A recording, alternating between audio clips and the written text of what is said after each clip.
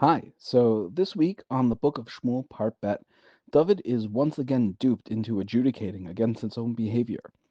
Yoav seeks to return Avshalom and uses a wise woman from Tekoa to fabricate a tale of one brother who kills another accidentally in the field and is being pursued by the blood avenger. Eventually, David uncovers the message and agrees to his son's return in a limited fashion, absent the permission to see the king directly. Avshalom, ever the schemer, waits 2 more years, sequestered away, before demanding a familial reunion, only to be rebuffed by, of all people, Yoav, his interlocutor. Avshalom's strongarm tactics bear fruit, and Yoav eventually reunites father and son, who kiss and make up. We wonder if there's more lurking under the surface to Yoav's behavior, what the wisdom of the wise woman really is, and why David continues to be passive in all that occurs. All this and more. Thanks so much for joining us. Okay, so previously on the Book of Shmuel part that we saw a chapter that started and concluded with Avshalom. So kind of drawing our attention to maybe a new, not main character, new role for David, because David really transformed from someone who wanted to kill the sheep thief to someone who didn't even act at the rape of his own daughter, right? Like we pointed out how bizarre it is for David to go from a man of action to being so passive in the last chapter. We encountered the second of the fourfold punishment from the Uri and Bathsheba incident, and we touched on how many stories related to violence, unfortunately sexual violence, that were referenced through allusions in the text and the language. I want to make one more theme even more clear, so I made a chart. The purpose here is to reinforce what we said about David's sin being rooted in the story of Gan Eden. The author is once again reminding us of the story in Genesis and comparing it to the tragedy that we had previously. So the theme, I'll show you the chart in a second, but picture three columns. Well, actually, I'll show it to you now, and then you don't have to picture. So there's themes, and then Bereshis and the story of Amnon, Tamar, and Avshalom. Okay, so theme number one is misuse of wisdom. So in Bereshis, you have the wise snake tricking Chava. With the Amnon, Tamar, and Avshalom story, you have the wise Yonadav who tells Amnon how to get Tamar alone. The next theme you have is food leading to sin and death. So eating from the Eitz Hadas makes man mortal. Tamar is asked to prepare food for Amnon, which leads him to sin and eventually to his death. You have the theme of rape. So Chazal say that the Nachash raped Chava. That's a Gemara in Avodah Zarah 22b. Amnon obviously rapes Tamar. You have shame in clothing. After sinning, man and woman feel shame and they clothe themselves. Tamar explains that the sin will be shameful for her and Amnon, and afterwards she tears her special clothing. Banishment and exile. Adam Chava are banished from Gan Eden. Avshalom voluntarily banishes himself, and later he's not, we'll see in this parak, he's not permitted to see the face of the king. Okay, that is that for recap. Now we're going to start chapter 14 in earnest. Vayeda Yoav ben Surya kilev hamelech al Avshalom. So Yoav ben Surya could see that the king had Avshalom on his mind. Kilev hamelech al Avshalom, right? Vayishlach Yoav Tekoa. So Yoav does what anybody who wants to be successful in this book does. He gets a woman involved. He sends to Tekoa. Tekoa is in. Does anybody know where Tekoa is in Eretz Yisrael? Which Shevet? Done. Good guess. No. Usher. Amos. Amos is the most famous prophet from Tekoa. So Tekoa is in the area of Usher. Usher is known for the blessing he had was to have a lot of oil. A lot of olives and oil is produced in the area of Usher, and oil is always a symbol for wisdom. So he sends to Tekoa vikach misham isha chachma. There's a wise woman in Tekoa because that's where all the olive oil is. Vayomer Ela, and he says to her, Hit ablina v'livishina big day avel. V'al tasuchi shemen v'hayisa ki isha ze yamim ravim mitabelet al mate. Okay, I want you to do the following. Pretend you are in mourning. Put on mourning clothing and make sure there's no anointing yourself. We actually learn halachos of mourning from what he's telling her to do. So you can't, don't anoint yourself with shemen. And then I want you to act like this woman who's been in mourning for a long time. I'll mate over somebody who has died. Uvasa el hamelach, and I want you in this whole charade to come to the king, v'dibarta elav, and say to him, kadavar hazeh, the following. And then we don't get what the following is, but the assumption is he gives her some sort of script to share with the king. Vayasam Yoav es hadavarim b'fia, and Yoav puts words in her mouth as to what exactly she's going to say to the king. So just to prepare us for what we're going to encounter, we saw 2 prakim ago, our last pair, the Natan Hanavi comes to David with a fake story, right? He deceives David into paskening on himself, right? He deceives David into adjudicating his own case, and then reveals to David that this was actually a made-up scenario. You're getting that same thing in this parak, where you're going to have a woman who is not actually in mourning, who goes to David, concocts a whole story about the fact that she is in mourning in order to have David actually do the thing that Yoav wants David to do, proclaim that Avshalom should return. That's the assumption that's baked into everything we're about to read. At the end, I'm going to question all of that. One of the things that we don't see explicitly in the text, but I think is fair to infer, if you're this wise woman from Tekoa, why are you doing this? You're about to go before the king, who, remember, doesn't always take bad news too well, and trick him. So if you're not on the Navi and God tells you to do it, okay, that kind of makes sense, right? Why is this wise woman from Tekoa risking her neck to go do anything of the sort? Money. Okay, that's a good motivator. Seems like another thing taken for a wife. I like it. Would be. Oh, that's interesting. Maybe if I set him straight, I've got a shot at the kingship or the queenship. I would suggest to you, and again, I have no basis in the text other than what's happened previously. We know Yoav ben Surya is not a man to be trifled with, right? He's someone who has executed many people already and will do so again over the course of this book. So if Yoav asks you to do something, maybe it's a favor, but maybe it's in your best interest to comply with his request. Mm-hmm. Okay. Pasuk Daled, Vayomer ha'isha hatkoit el hamelach. The woman from Tekoa says to the king, Vatipol al apeha, and she falls on her face, arza, to the ground. Vishtachavu vatomer, Hoshia hamelech, save me, O king. Again, people used to do this all the time. They would come to the king for judgment, especially in a case where they fear going to a regular court. What's going on? Vayomer lahamelech malach vatomer. Aval isha amana ani vayamet ishi. So first of all, I have to give you some context. I have no husband. The reason I'm here in court and not somebody else is because there is no somebody else to come to court. And to your maidservant Shnei Banim, I used to have 2 sons. Vayinatsu Shnehem basadeh, and the 2 of them were out fighting in the field. Ve'ein matzil, and there was nobody to stop them because my husband's dead. Ve'ein matzil beinehem ve'yaku ha'echad et ha'echad. And one struck the other and killed him. The assumption here is that this is not premeditated. There may be some kind of oblique reference here to Cain and Hevel and fighting in the field, one brother killing another brother, but I don't think that is conclusive. But that's the situation. So if one person in Jewish law, one person kills another accidentally, what halacha gets triggered?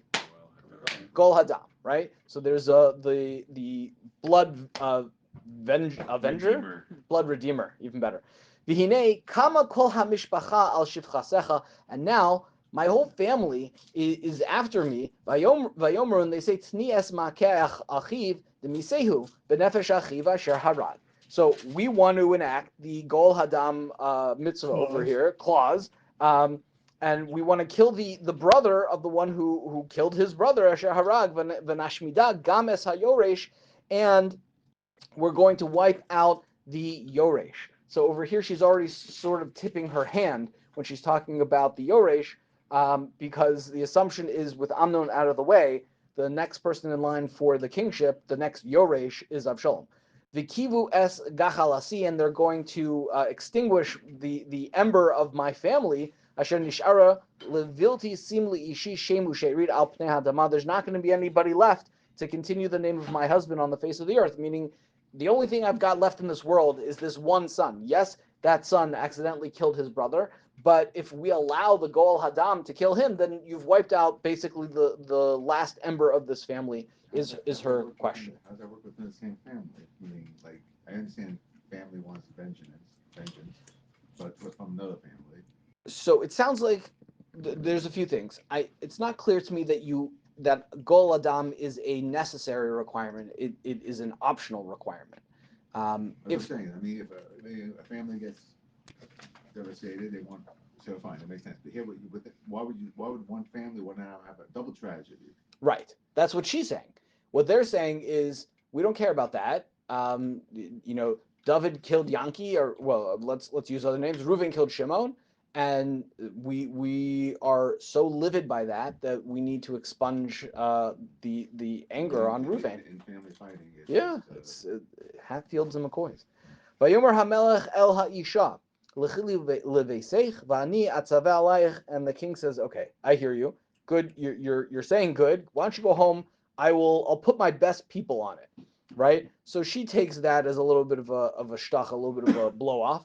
Vatomer ha'isha hatokit el hamelech alay adoni hamelech ha'avon v'al beis avi v'hamelech v'kiso naki. So you have to read a little bit between the lines over here. What she literally says is the sin will be on me, the guilt will be on me and my ancestral home. You, O king, you and your throne are blameless. This is kind of methinks the maiden doth protest too much. She's I think sarcastically saying it's my problem, it's not your problem. In other words, I get that you're blowing me off. I know what it's like to say, oh, let the little old lady go home. We'll take care of it. We'll take care of it. Sure, you'll take care of it. It's going to sit in bureaucracy for the next 6 years. And by the time someone actually comes to help out, my other son is going to be dead. So don't worry, King. Don't get all riled up. I'll take care of it. It's not your problem. You're free and clear. I understand that you can't help me. It was a waste of my time to come here. But what is the I'm a little confused on the setup here. She wants him to tell her what to do. She wants him to get involved, and what he says is, "Why don't you go home, and I'll let you know what we're gonna do about this situation." There's no son. What's that? There's no son. She has one son. This is a true story. The story she's presenting to him is, I have one son left. Right. The rest of my family is acting like a Gol Hadam, right, and they're after my son. I don't know how to make sure that he is safe. I'm coming to you, O king, to either revoke the right of Gol Hadam or get him some protection or whatever the case may be. It's true that the accidental murderer can go to a city of refuge, but A, while he's traveling to the city of refuge, he's fair game, and B, even in the city of refuge, if he steps foot out of the city or if the Kohen Gadol dies, and there's lots of ways for, and you know what? Frankly, there are people who just gonna, there's a bloodlust, and maybe they're gonna kill him anyway. She wants protection from the crown. The answer of the crown is, we'll take care of it. Here's your ticket number. Don't call us, we'll call you. So her response to that is, fine, I understand that you're blowing me off, and she's kind of throwing it back in his face. Remember, she has to, some of the wisdom here is walking this tightrope between overstepping her bounds and keeping the king involved. Selling the story. Right. She has to sell the story. That's exactly right. So when she says this of, oh, king, you're free and clear, I'll just take care of it. I guess you're not, you don't want to get your hands dirty. And so he gets that she understands this as being blown off. So he responds, Vayomer hamelech medaber elayich v'haveiso elai v'lo yosif od legaspach. And he gets a little bit more involved. Anybody that says anything to you, you bring them to me. I'm going to make sure they don't bother you anymore. I got your back. Vatomer yizkarna hamelech es Adonai Elohecha meharabta goel hadam leshaches v'lo yashmidu es beni. Vayomer chai Adonai im yipol mishsaras b'neich arza. So now she takes it one step further. She wants the king to remember and swear in the name of Hashem that he's not going to allow the destruction, the Gol Hadam who's bent on destruction, to kill her son.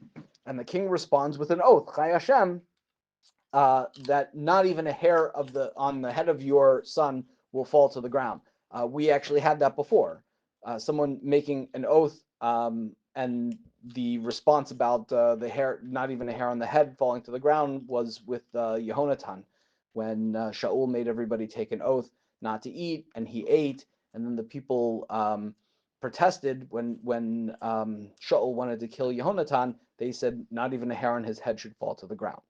Okay, so now David has really kind of stuck his neck out. Vatomer ha'isha tedaber na shivchascha el adoni hamelach davar vayomer daberi. So she says, okay, now that I got you this far, that you're willing to defend this theoretical child. Remember, he doesn't know that this is theoretical.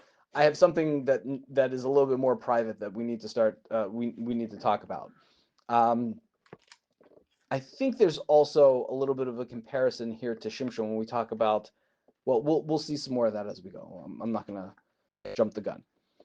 So she says, okay, can I speak to you a little bit more privately? Vatomer ha'isha v'lama chashavta kazos al am Elohim midaber hamelech hadavar hazeh ka'asham levilti hashiv hamelech es nidcho. So again, she has to walk a very close tightrope because what she's trying to do now is spring the trap, right? She set up this whole concocted story, and now what she needs to do is what Natan did to say, David, this whole thing is actually talking about you. So she does that in a very delicate way. She says, "V'lama chashavta kazos al am Elohim." Why did you plan? You're doing this exact thing that I described to the Jewish people.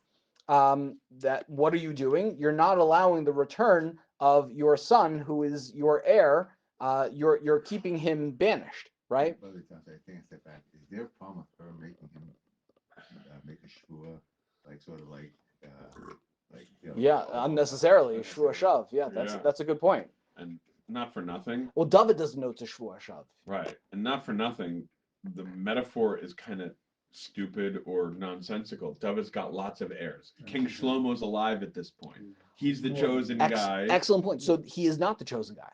That's what's so interesting. God loves him. Yes, God loves him, but at no point has anybody said that he's going. Yes. Okay, yeah. There's a lot of Yafat Toar children. Yes, that's also There's the true. mighty men. Okay, somebody's gonna take up the throne. Like, this is not like, oh, this guy's so awesome. Like, he's the only one who could save us. Like, right. So what about Kilov? Just be like, all right, I know you want to learn in yeshiva, but come on, you gotta come back and do the thing. Right. Moshe wasn't able to be like, nah, man, I'm just gonna shepherd over here. Like, you guys are good. Like, no, God's like, go. All right, it's time to go. So it's an excellent point. I'm going to argue against this later, but I think one fair reading of all of this is that Yoav put her up to this, and it says explicitly he gave her the script, right? I think Yoav, why does the first pasuk was David is thinking about Avshalom, right? So why does Yoav decide to get involved in any of this? Right, he sees that Avshalom. Okay, He's an opening. He sees an opening to do what? Maybe Avshalom's going to be his puppet. If Yoav believes Avshalom is next in line, then aren't you doing yourself a favor to bring Avshalom back, right? You're ingratiating yourself to the heir apparent. So you're going to be in Avshalom's good graces. You're the one who facilitated this whole, right? When the wise woman is positioning this as, look, David, you basically only have one heir. You're right. David doesn't have one heir. What is she talking about? Answer, Yoav wants her to present this as this guy is the heir apparent. You need to lock in on him, bring him back. Let's set up the legacy, right? Remember, the whole concern over here is continuity of David's malchus. So if you want to figure out who's going to be up next, and we sort of lay the groundwork for that in the last parak with Avshalom being the one who's actually taking action. Avshalom in the last chapter played David's role. David should have done something about Amnon. David didn't do anything for 2 years, and finally Avshalom had to step in. So that shows us, the reader, and it shows Yoav that Avshalom is filling the shoes of David, so to speak. So if that's the case, then it's in Yoav's best interest to be on the right side of history, so to speak. So she tells David, why are you doing exactly this? You're preventing the heir from returning to the people. Kimos namus, because people died, David. Amnon died. I get it. You were sad. V'kamayim hanigarim arza. It's like, don't cry over spilled milk. Water that is poured out on the ground. Asher lo yasefu v'lo yisa Elohim nefesh. Water doesn't come back. Can't be gathered back up. Hashem doesn't take the life away from somebody v'chashav machashavot levilti yidach mimenu nidach. Hashem doesn't take life away from someone with plans to keep other people banished forever. You had something? No, you're good. Okay. In other words, we understand that the banishment made sense at a certain point. You were upset over Amnon. We get all of that. We excuse all of that. But it can't be a permanent thing. God has a plan and things play out, and then you move on. V'ata asher bati l'daber el hamelech adoni es hadavar hazeh. And now the reason I'm even involved in this, like, why am I showing up here and giving you musar? Ki yiruni ha'am, right? The people are making me scared. Vatomer shivchascha adabra na el hamelech ulay yasa hamelech es davar amato. And so I'm hoping that I can speak to you and that you're going to listen to what I have to say. Yishma hamelech lahatzil es amato mikaf ha'ish lahashmido so yesbeni yacha minachal as Elohim. So this is a very hard pasuk to explain. I'm going to try at the end, but I'll just translate it for you at this point, and then we can try to make sense of it, I think, in a little bit. So she says, Yishma hamelech lahatzil es amaso, because the king would surely agree to deliver lahatzil, to save your maidservant, mikaf ha'ish, from the hand of anyone, lahashmidosi, who's trying to do harm to me, trying to destroy me. Yes, b'ni, and my son, yachad minachal Elohim, together from the nachala of Hashem. Vatomer shivchascha yena davar adoni hamelech lemnucha. And now I thought, look, let the words of the king offer menucha. Ki kamalach Elohim ken adoni hamelech. Because you, David, you're like a malach. Lishmoa hatov v'hara, to hear what's good and bad, and God should be with you. That's kind of just a very pious blessing at the end of this whole story. Okay, so now David has to digest her musar, right? She's basically giving him a little bit of a musar shmooze over here and saying, David, you heard my whole sob story, and you paskin that the Gol Hadam can't do anything, can't touch a hair on this guy's head, which is anyway like an interesting halachic thing. Like, can the king abrogate the halacha? It's one thing to say, like, he's under my protection temporarily, but can the king say that mitzvah does not apply in this case permanently?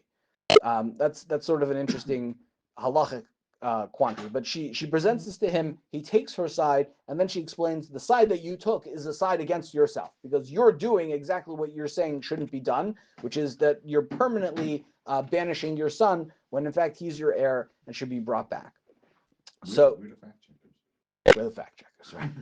Vayan hamelech vayomer el haisha. So the king says to this wise woman, Al na tichadechi mimeni davar asher anochi shoel osach. Now listen, don't. This is funny because it really goes back to the very beginning of Shmuel Aleph, where Eli is asking Shmuel, like, hey, don't hold back any information over here. Give it to me straight. Vatomer Yisha Yidaber Na Adoni Hamelech. I'm an open book. Ask whatever you want to ask. Vayomer Hamelech Hayad Yoav Itach. Did Yoav put you up to this? B'cholzos. Vatani Yisha Vatomer Chei Nafshecha Adoni Hamelech im ish lehemin ulahasmil mikol asher diber Adoni Hamelech ki avdecha Yoav hu tzivani v'hu sam befi shivchoscha eis kol hadvarim ha'ela. You got me. Yes, this is all Yoav. Yoav put everything in my mouth, and she fell so quickly. Right, she exactly. She gives up Yoav in 2 seconds. David figures out this sounds like Yoav's doing. This isn't just some woman off the street would have the gall to come and give me musar. Only Yoav, who you remember has like the temerity to come to David and chew him out over Avner, and we've had many times where Yoav. And remember, Yoav has the goods on David. Yoav is, as far as we know, one of the only people who knows that David sent the Uriah to his death intentionally, right? Everyone else can see that as a catastrophe of war. Yoav knows exactly what's going on, so it's very hard for David to stand up to Yoav. But it's also like, Yoav's what, David's nephew? Yes. Right. So like their family, like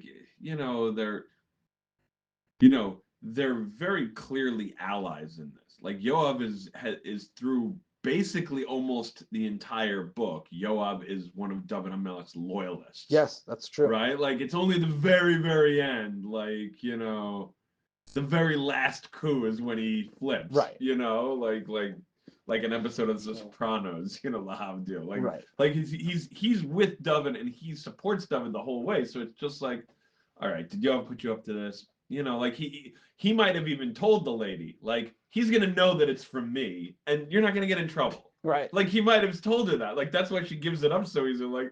Like don't worry, you could tell him it's fine. Like Yeah. he'll get the.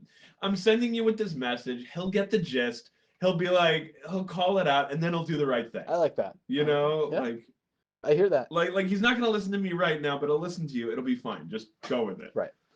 It's just to soften the blow. Yeah, it's like you gotta talk some sense into him. I tried talking to him. Let him hear it from another pair of lips, and Right. then it'll work out. Okay. All right. All right. Yoav bothered me with this too. All right. Is this you giving me more? Okay, fine. I get it. You Right. know. So Vayomer Hamelech. I'm sorry, we did that. She says, "L'bavur savev es penei hadavar asa avdecha Yoav es hadavar hazeh." In order they have to conceal or to kind of talk in a roundabout way.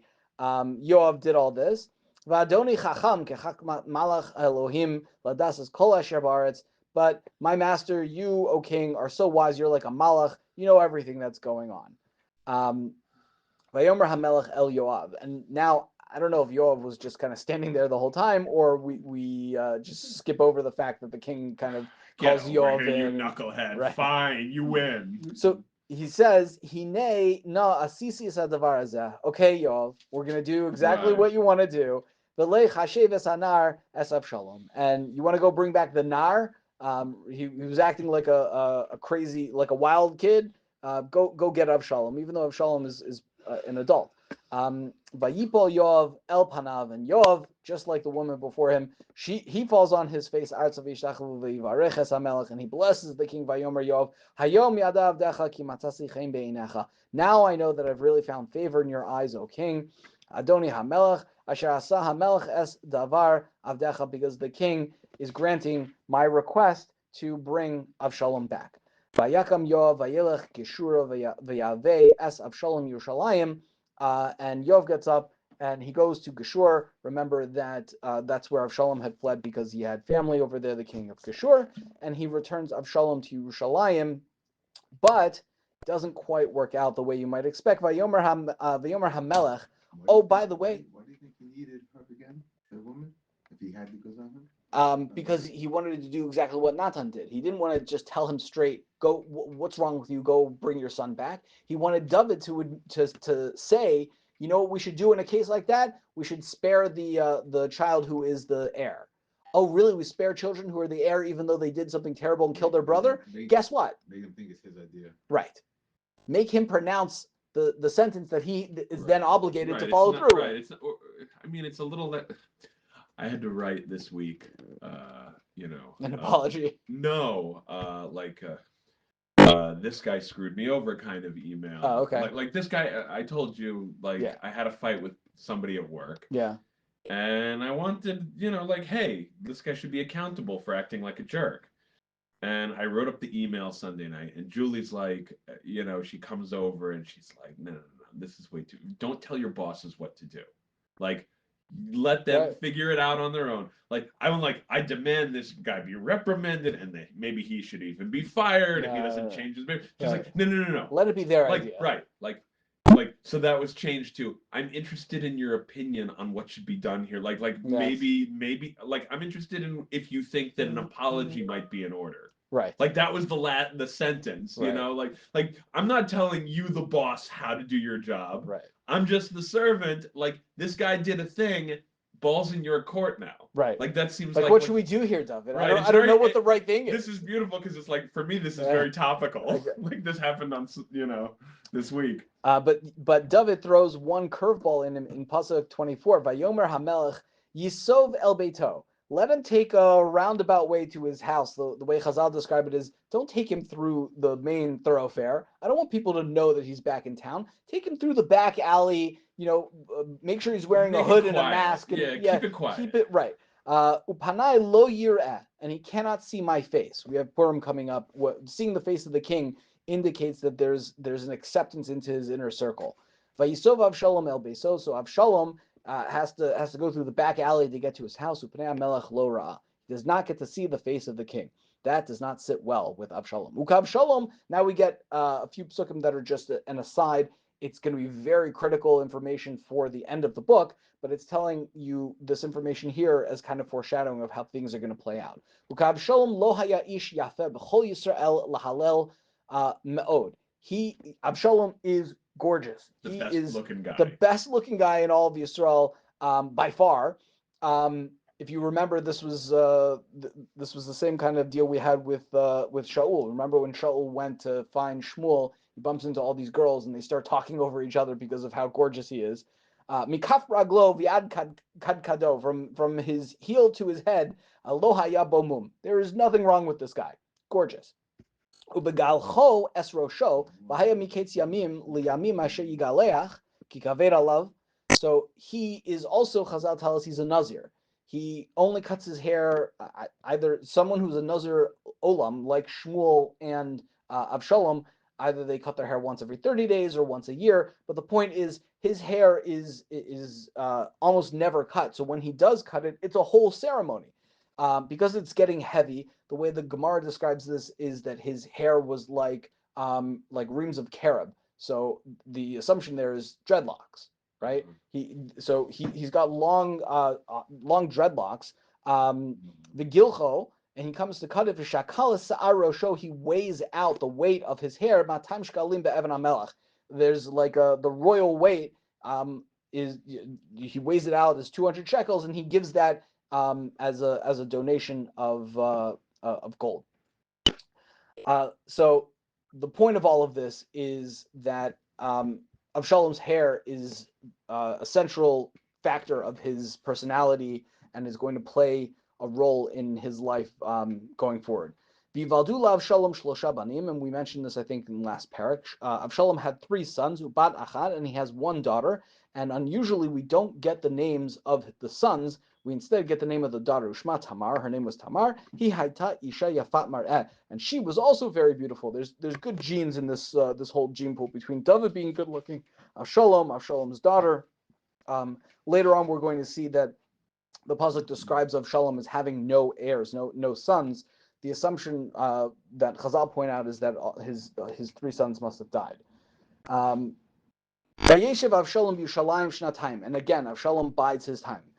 2 years pass, Upnei Hamelech Lo Ra'a, and he has still not been invited. So the king kind of he paid lip service to what the woman from Tekoa said, that you should bring back the heir and not allow him to be banished completely. So okay, we won't banish him, but we'll kind of banish him because he doesn't get to see the face of the king.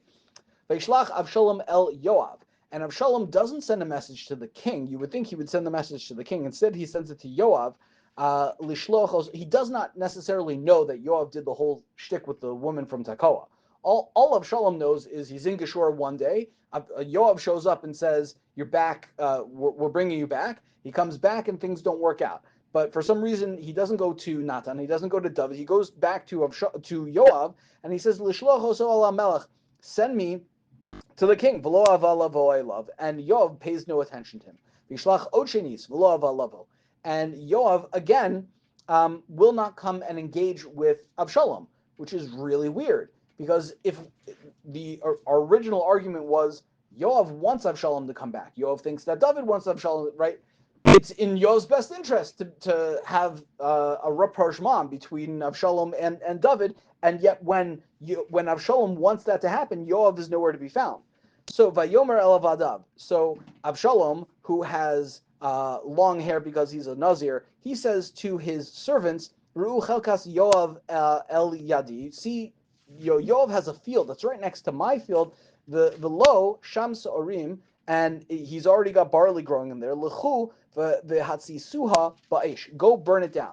Yatzisu avdei Avshalom es hachelka ba'esh, and they go and burn down Yoav's field.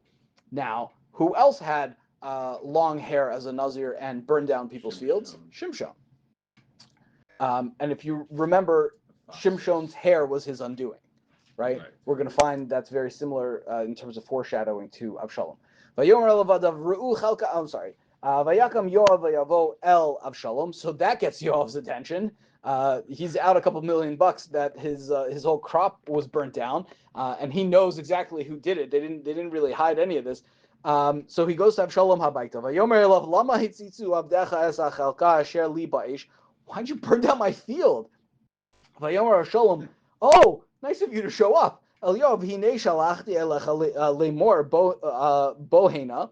Shlacha oscha el hamelech lemor lama basi migashur tovli odan anisham v'ata erepne hamelech v'im yesh bi avon v'heimi sani. So Yoav has a very interesting time over here. He's like, look, why did you bother bringing me back from Geshur? I was doing just fine, living in a lap of luxury at my grandfather the king's house. If I wanted to come back to Yerushalayim just to be ignored, I was better off over in Geshur. Now, this is only meant halfway, because if he wanted to, he could have at any point picked up and gone back to. No one's locking Avshalom in his house saying you can't go run away. They gave him permission to come back. They didn't say you must come back, and if you leave, we're going to kill you.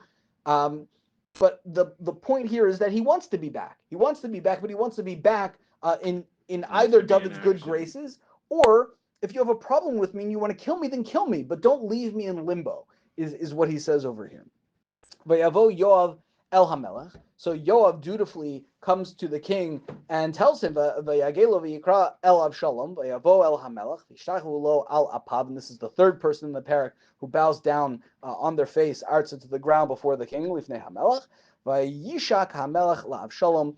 And the king gives Avshalom a kiss, which is a way of signifying to everybody that Avshalom is now back in David's good graces. At least for the remainder of this parak. How did he get the audience? He got Yoav to do an intro. Why would 2 years go by? David was still angry. He didn't want to fully. Right. Yeah, like it doesn't. I mean, the text doesn't really like kind of like flesh out how the reconciliation happens. Well, Yoav broached it again. It's been 2 years. Right. Avshalom tells Yoav, figure it out. Get me back in there, and I either for good or for bad, but I wanna put an end to this whole limbo situation. So one thing I want to note is that again, David is passive over here. He does not lift a finger for Avshalom for good or for bad. Yoav, you think he should be brought back? Great. You don't want him. I don't want to be involved. Right. This is all other third party. Now you want Avshalom to think that he should see my face. Fine. Very passive. Very passive aggressive. Yeah. Well, that's what's going to ignite the rebellion in the next chapter. But just to end off, I want to offer you perhaps another way to read the story is that Yoav is the Gol Hadam. Remember, Yoav is the nephew. He reads David's thoughts on Avshalom at the very beginning of this parak as David wishes to kill him, not to unite with him.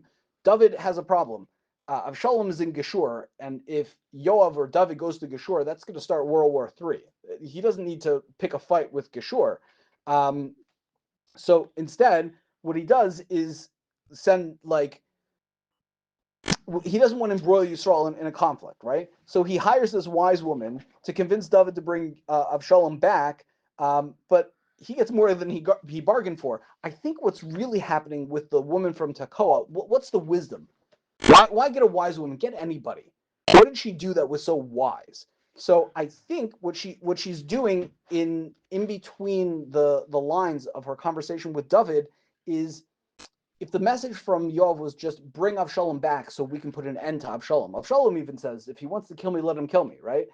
What the wise woman does is stick in there a way to convince David that, no, bring him back under your protection.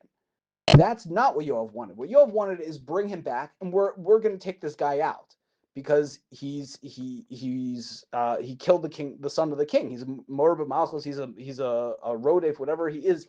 Yoav is the Gol Hadam that the woman is talking about. Yoav didn't necessarily include that in his speech. All his speech is figure out a way to get David to bring Avshalom back. The woman sticks in this whole concocted narrative about a Gol Hadam because she wants to protect Avshalom from what Yoav is trying to do. She foils his plans. That's her wisdom, and that's why Yoav doesn't respond. Otherwise, it makes no sense. Why did Yoav not respond to the 2 times that Avshalom is like, hey, Yoav, we need to talk. I need to go see. Why is he ignoring him? Because he has no interest in bringing him back and reuniting him with David in good graces. He wants him off the board. It happens to be that he's under protection. There's nothing I can do. David threw that monkey wrench in, right? Otherwise, the whole thing where the woman kind of goes back and talks about like saving her from the Gol Hadam. Let me just read that again now because I think it will make a little bit more sense to us.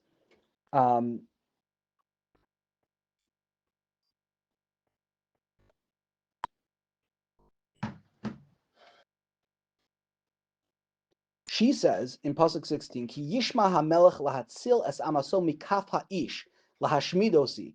You're surely going to deliver me, your servant, from the hand of anyone who wants to destroy me. Yes, this Beni and my son. What son? You've already told David this is all a made-up story, right?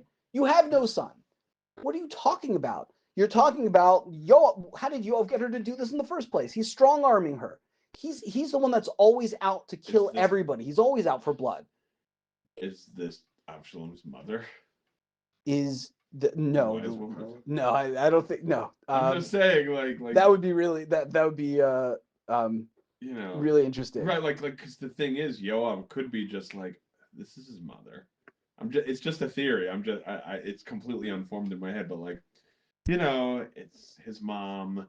She'll be like, if I want to get him off the board, let his mom plead to bring him back, and then I'll knock him. I'll knock him off the board, like the Godfather. Like I'm not gonna make Connie. I'm not gonna make my. I'm not gonna make my daughter a widow. Come on, you're your family. Right. Why don't you come back? No, here's where I'm gonna take you to Vegas, and then he gets in the car and finished. Yeah. So again, I can't prove to you that this is the right way to read all this. She's like, oh, my son's not gonna die. Oh, I'll do it, but I'm gonna do it for my reasons, not yours, buddy. Exactly. I think that's what's going on over here. I think the wisdom of the woman from Tekoa is to find a way to preserve Avshalom from Yoav, who I think is really out to be the Gol Hadam. But that's the conclusion of our parak, and please God, we will be back next week for.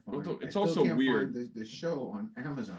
The 27th. The House of David premieres on Amazon Prime Video, February 27th.